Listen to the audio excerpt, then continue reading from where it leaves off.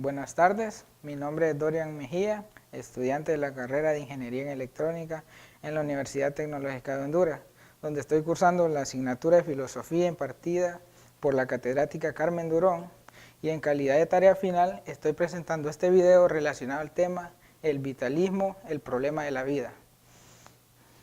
A continuación, les voy a dar un término sobre lo que es el vitalismo. El vitalismo consta por un lado de la doctrina filosófica, que postularía que los organismos vivos se caracterizan por poseer una fuerza o un impulso vital, a diferencia de las formas fundamentales o las cosas inanimadas, que no carecen de ese fundamento. Tradicionalmente también se describe como una fuerza inmaterial específica, distinta de la energía estudiada por la física y otro tipo de ciencias que, actuando sobre la materia organizada, darían como resultado la vida y sin que sería imposible su existencia. Este fundamento físico en su sentido más duro se encuentra actualmente rechazado. No obstante, también encuentra base en fundamentos antropocéntricos y racionalistas. Entre el vitalismo europeo se oponen las explicaciones mecanicistas que presentan la vida como un fruto de la organización de los sistemas materiales que le sirven de base. Es un aspecto de voluntarismo que argumenta que los organismos vivos, no la materia simple, se distinguen las entidades inertes que poseen fuerza vital. Como el francés no es física ni química, la fuerza es identificada frecuentemente con el alma o el espíritu del que hablan las religiones. Los vitalistas establecen la frontera clara e infranqueable entre el mundo vivo y el inerte. La muerte, a diferencia de la interpretación mecanicista característica de la ciencia moderna, no sería efecto del deterioro de la organización del sistema sin el resultado de la pérdida del impulso vital. El vitalismo es la doctrina filosófica caracterizada por una afirmación y exaltación de la vida en toda magnitud y con todas sus consecuencias. A los filósofos que coinciden en calificar a la vida como la realidad principal, interesados en conocerla y comprenderla, se les agrupa bajo un rubro de vitalistas, pero entre ellos no hay uniformidad doctrinal, debido a que principalmente las diferencias en la manera de concebir la vida, aun cuando cada filósofo vitalista tiene su propio concepto acerca de la vida, son dos que predominan. Están divididos en dos, el biológico y el biográfico.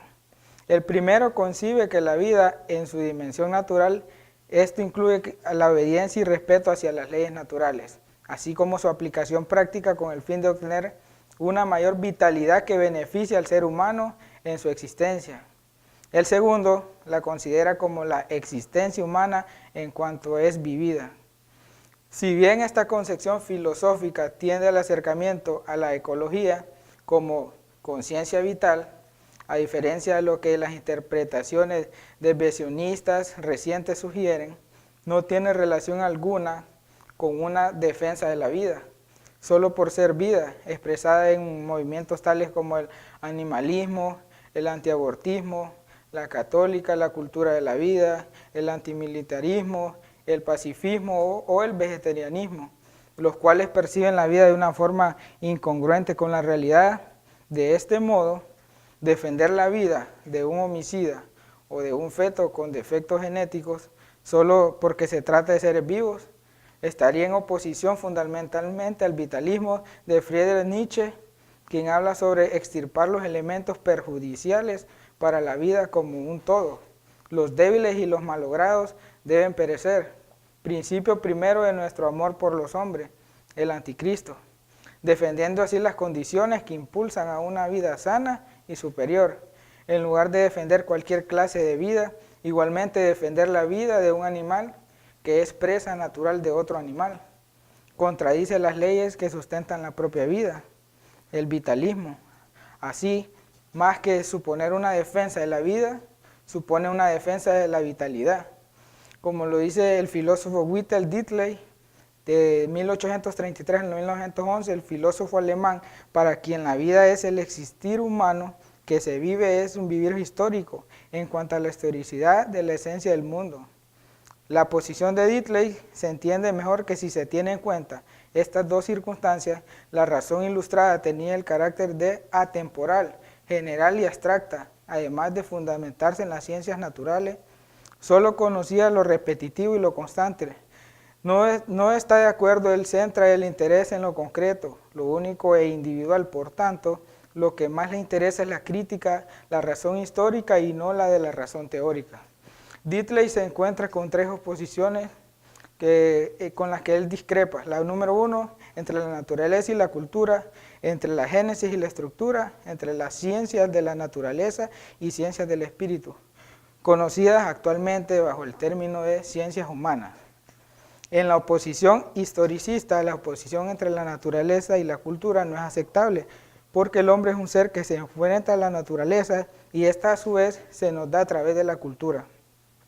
Tampoco está en acuerdo con la oposición entre génesis y la estructura, porque el mejor conocimiento de un fenómeno no se obtiene acercándose al proceso del desarrollo para lograr explicaciones objetivas, sino más bien mediante la comprensión psicológica y subjetiva en los aspectos genéticos. Como consecuencia de estas dos opciones y oposiciones, las ciencias se dividen en ciencias de la naturaleza y ciencias del espíritu. La filosofía a final de los siglos XVII y XVIII se dedicó a la justificación de la existencia de las ciencias del primer grupo. Ahora dice Diddley que la tarea de la filosofía es fundamentar las ciencias del espíritu. Entre las ciencias del espíritu, la principal es la historia, como era la física en las ciencias de la naturaleza.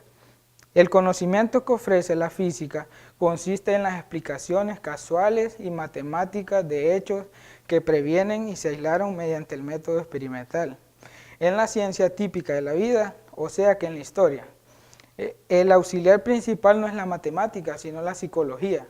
Es mediante que el hombre se comprende a sí mismo, en otras palabras, en lo explicativo, sino en lo descriptivo, lo que lo hace comprender la vida.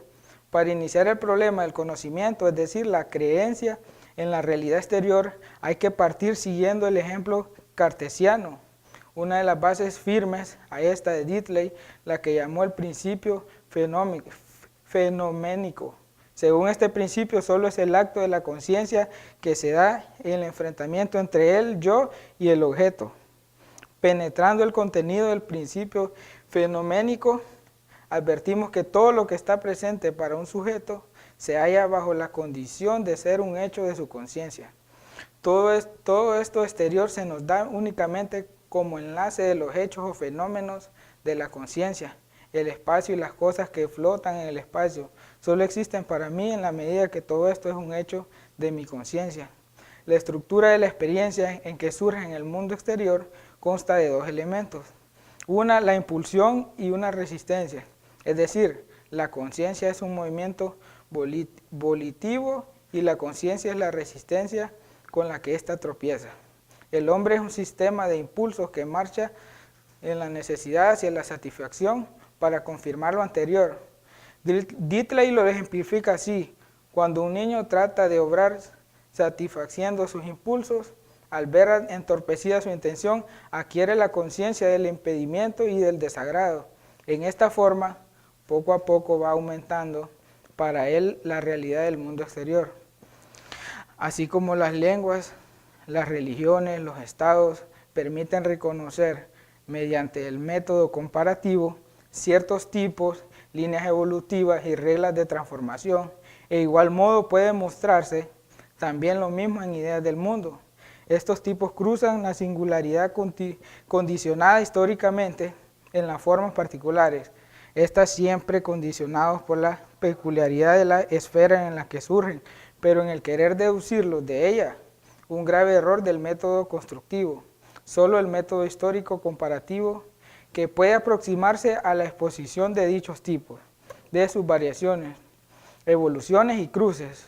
La investigación tiene que mantener, por tanto, frente a sus resultados permanentemente abierta toda la posibilidad de perfeccionamiento.